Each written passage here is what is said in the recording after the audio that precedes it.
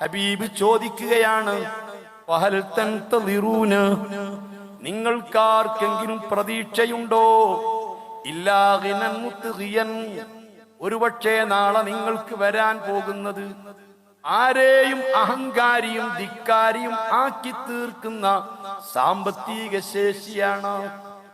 വലിയ സമ്പന്നരാവാൻ സാധ്യതയുണ്ട്. ഇന്ന് ഉടുതുണിക്ക് മറുതുണിയില്ലാതെ, കേറിക്കിടക്കാൻ ഒരു കിടപ്പാടമില്ലാതെ, നിങ്ങൾക്ക് വാഹനങ്ങളില്ലാതെ,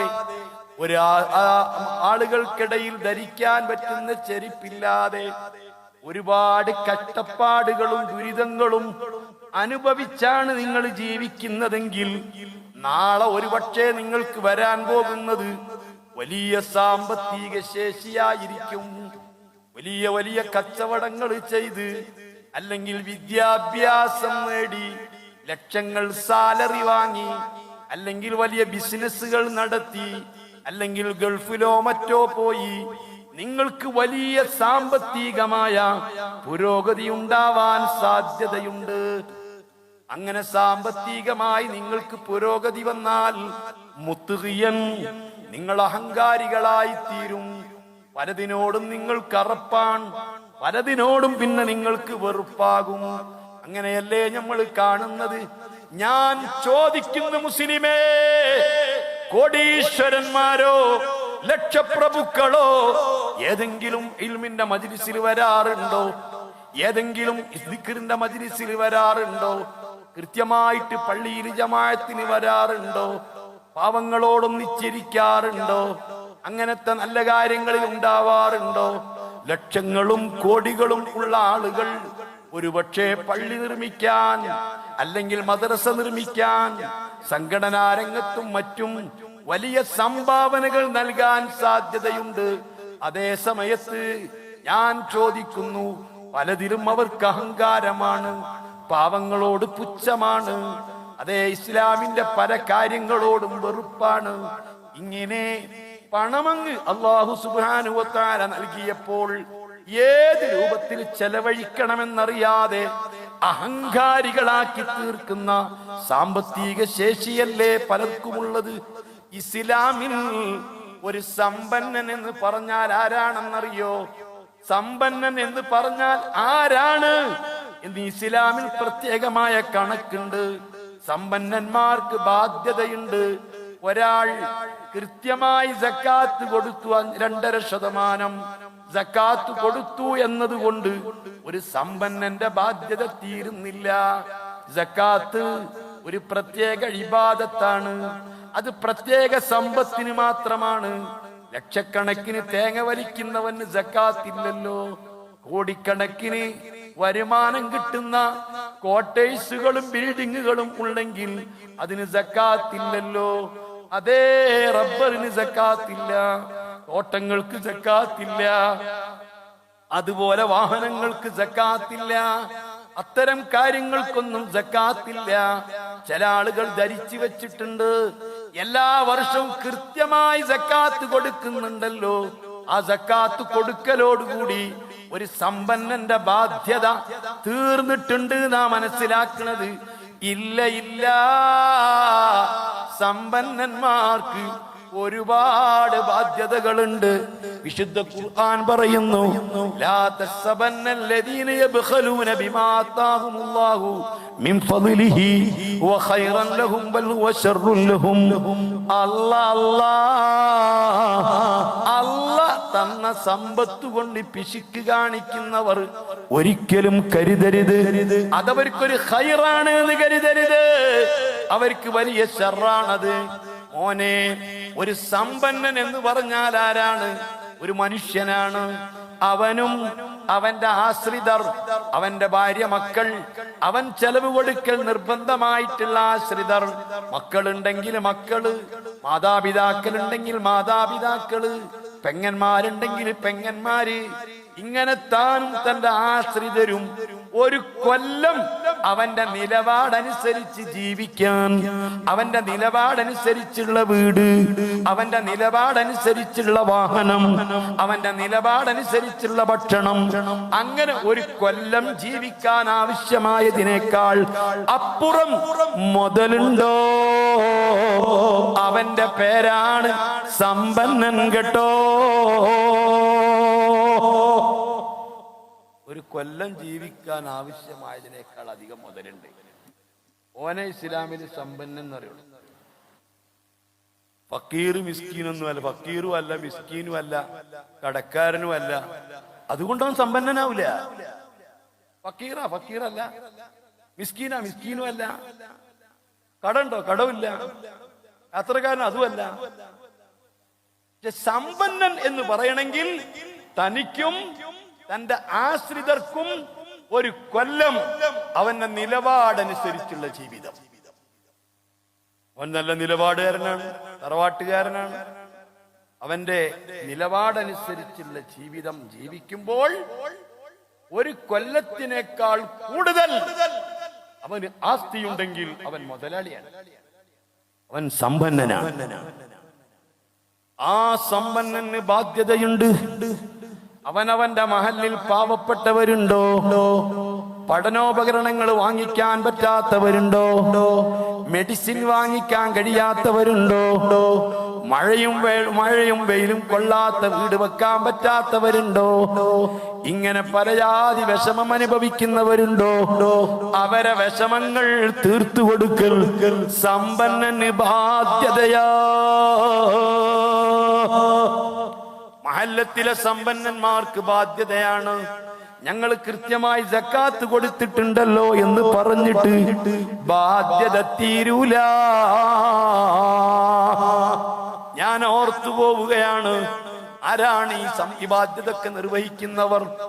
അവനവന്റെ നാട്ടില് സുബ്ഹാനല്ലാഹ്, ഒട്ടുമിക്ക നാട്ടിലും മുഅല്ലിമീങ്ങളില്ലേ, ഉസ്താദുമാരില്ലേ, 6ഉം 7ഉം 1000 ശമ്പളം കൊടുത്തുകൊണ്ട് നിങ്ങൾ വളർത്തുന്ന ആളുകളില്ലേ?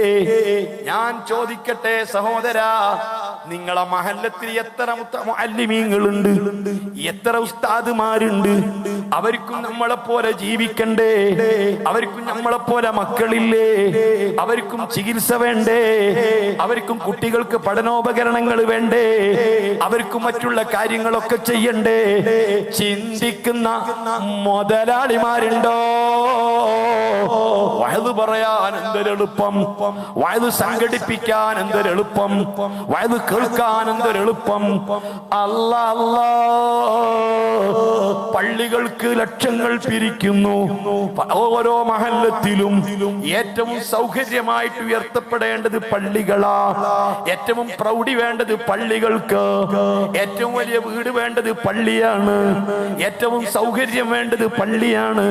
അതൊക്കെ ആവശ്യം തന്നെ. അതിനാൽ തന്നെ ഒട്ടുമിക്ക മഹല്ലുകളിലും, മുസ്ലിം മഹല്ലുകളിലും കോടികൾ വിലപിടിപ്പുള്ള പള്ളികളോ, അവിടെ എല്ലാവിധ സൗകര്യങ്ങളോ, അതിനുവേണ്ടിയൊക്കെ പാവങ്ങൾ കൊടുക്കുകയോ, ലക്ഷങ്ങൾ കൊടുക്കുകയോ, സ്വരൂപിക്കുകയോ, ആണ്ടുകൾ നടക്കുകയോ, നേർച്ചകൾ നടക്കുകയോ, മറ്റു കാര്യങ്ങളൊക്കെ നടക്കുകയോ.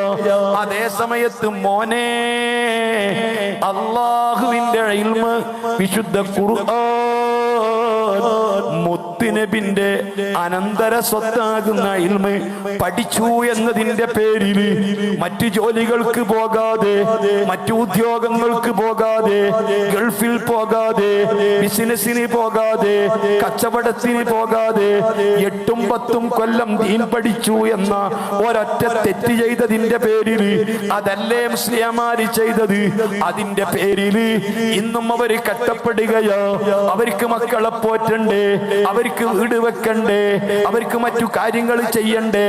അത് ശ്രദ്ധിക്കാൻ ഈ സമൂഹത്തിൽ ആളുകളുണ്ടോ? എന്തേ ബുദ്ധിയുള്ളവർ ചിന്തിക്കാത്തത്? ഫഹൽ തൻതളിറൂന ഇല്ലാ ഗിനൻ മുത്ഗിയാ വലിയ അഹങ്കാരികളായ സാമ്പത്തിക ശേഷി നിങ്ങൾക്ക് വന്നാൽ പിന്നെ നിങ്ങൾക്ക് പലതിനോടും താല്പര്യം വരില്ല. ഉസ്താദിമാരോട് താല്പര്യം വരില്ല, മുതഅല്ലിമീങ്ങളോട് താല്പര്യം വരില്ല, മക്കളെ പഠിപ്പിക്കാൻ തയ്യാറാവില്ല, ദീൻ പഠിക്കാൻ തയ്യാറാവില്ല, അതിന്റെ പിറകെ ആളുകൾ ഉണ്ടാവില്ല. അതുകൊണ്ട് അതിന്റെ മുമ്പ് സൽക്കർമ്മങ്ങൾ ചെയ്യണേ. സൽക്കർമ്മങ്ങൾ നേരത്തെ നിങ്ങൾ ചെയ്താൽ നിങ്ങൾക്കിനി സാമ്പത്തിക അഭിവൃദ്ധി ഉണ്ടായാലും നിങ്ങൾ തകരൂല, നശിക്കൂല, അഹങ്കാരികളാകൂല, ധിക്കാരികളാകൂല. ഞാൻ എൻ്റെ പ്രിയപ്പെട്ട ഉമ്മമാരോട്, ഉപ്പമാരോട്, സഹോദരങ്ങളോട്, അണുമണിത്തൂക്കം ഈമാനുള്ളവരോട്, മരിക്കുന്ന സമയത്ത് ഈമാനോടെ മരിക്കണമെന്ന് ആഗ്രഹിക്കുന്നവരോട്, ഈ ഖുർആൻ വിശ്വസിക്കുന്നവരോട്, ഈ തങ്ങളെ അംഗീകരിക്കുന്നവരോട്, ആഖിറം കൊണ്ട് ഉറപ്പുള്ളവരോട്, നിങ്ങൾക്കറിയുമോ നാളെ ആഖിറത്തിലെത്തിയാൽ അല്ലാഹു സുബ്ഹാനഹു വ തആല നന്മകളും തിന്മകളും എഴുതപ്പെട്ട ഏടുകൾ കൊടുക്കുന്നത് അത് മുസ്ലിമീങ്ങൾക്കാ, അത് മുഅ്മിനീങ്ങൾക്കാ. നന്മയും തിന്മയും തൂക്കുന്നത് മുസ്ലിമീങ്ങളുടേതാ.